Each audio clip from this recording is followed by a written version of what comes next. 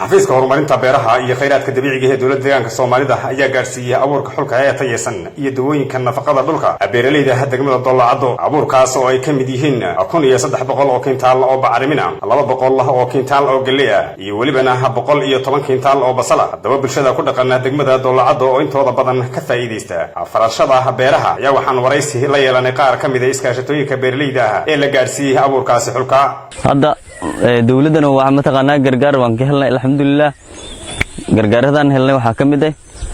sida mataqaanaa abuurada galeyda baalka yuurayada oo carrada nafaqada looga dhiga basasha sida abuurada kala duwan waan helnay waxyaabo fara badan oo naga maqan way jiraan waxa kale tahay oo u baahanahay iyadana xilliyada fatahaadaha oo roobabka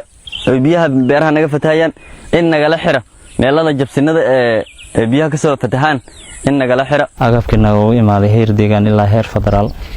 xafiiska beeraha oo na soo gaarsiiyay loogu tiragal dhamaan 15 qabale gaar ahaan anaga hadda qabalaha aan joogno Helweyn ugu yaraan ilaa waxa waaya 25 ilaa 30 iskaashata ilaa 40 iskaashata ayaa yuurayoogi iyo daabtiba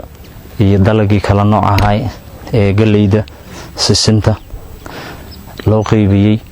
la siiyay marka waanaga wixii heer deegaan naga soo gaaray ilaa heer federaal si toos ah xafiiska beeraha degmada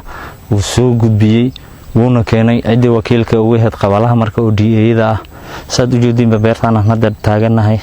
waa iskaashatooyinka la siiyay yuuriyada oo la ugu yaraan waxa la siiyay 2 iskaashata ahaan ayaa macluumaad mataqaantay la siiyay ayadoo si bilaash lagu siinayo xafiiska beeraha waxa yaraatay hanta ama lacag uu ka qaadaynin dhinaca kale waxa si wada jiraha nooga warbixiyay Axmed Maxamuud Cabdi oo ah madax kooxeedka wax soo saarka dalagga kana socday xafiiska beeraha iyo kheyraadka dabiiciga ee dawladda deegaanka Soomaalida una xil saarnaa hadaba galka iyo kormeerka habsami socodka gaarsiinta gashiyada kala duwan ee beeraleyda ee gobolkaasi Liibaan iyo Axmed Ibrahim Aadan oo ah fookaalka ama isku duwaha beeraha ee gobolkaasi Liibaan halkan aan joognaa waa qabalayga Bardaalay ee degmada Doolacado jinka webiga Daawa halkan waxaan soo gaarnay inaan kormeer ku sameeyno gashiyadii kala duwan ee isugu jiray abuurka xulka ah iyo bacrimiyaha kala duwan ee lagaga jawaabiyay saameynta ay wuxuu ku keenay dawladda deegaanka Soomaalida in aan wixii farsamo aan ka taageerno isla markaana geedi socodka amba qaabka loo qaybinayo in aan kormeer ku sameeyno ayaan u nimid marka wad arki kartaan shaqooyinka soo socdaan oo abuurka isugu jira galey yaryare qamadi digir noocyada kala duwan ee khudaarta ah sida basasha tamaandhada ama yaanyada iyo sidoo kale qajida waxa kale oo ku jira sisinta marka waxay soo wada jiraan noocyada kala duwan ee dalagga ee abuurka xulka ah marka waxa iska kaashaday xafiiska beeraha ee dawladda deegaanka Soomaalida iyo wakaalada abuurka xulka ah marka runtii ka jawaab fiican baa la sameeyay marka bulshada waxaan kula dardaarmayaa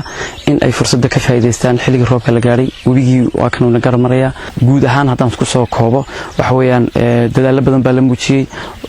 runtii bulshada aad u dadaalaysa xilli roobaadna waa lagu jiraa barwaaqo fiican ma ku jirnaa alxamdulillah marka waxaan ka codsanayaa dhammaan shacabka beeraleyda amba xoolo dhaqatada beeraleydu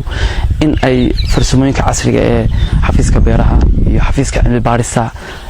guud ahaan sectorka agriculture amba qaybta agriculture ee beeraha in ay farsamooyinka kala duwan ay fidinayaan in ay sida u qaataan si ay wax soo saarkooda iyo qaabka falashadooda ay wax uga bedelaan isla markaana damaanada cuntada ay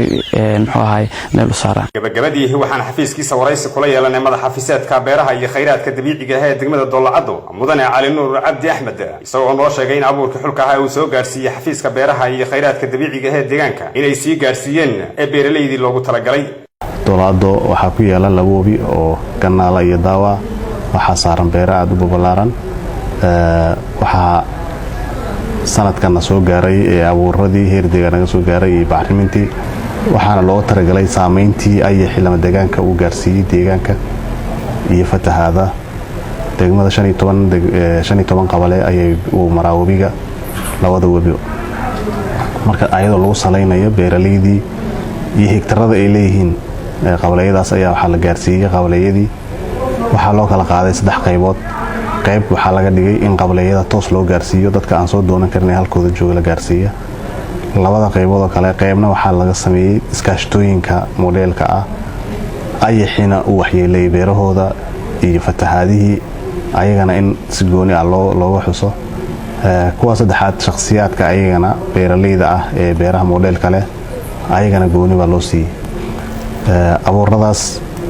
iyo bacrimintaas oo heer deegaan naga soo gaartay ayaa dhammaan qabaliyada la gaarsiiyey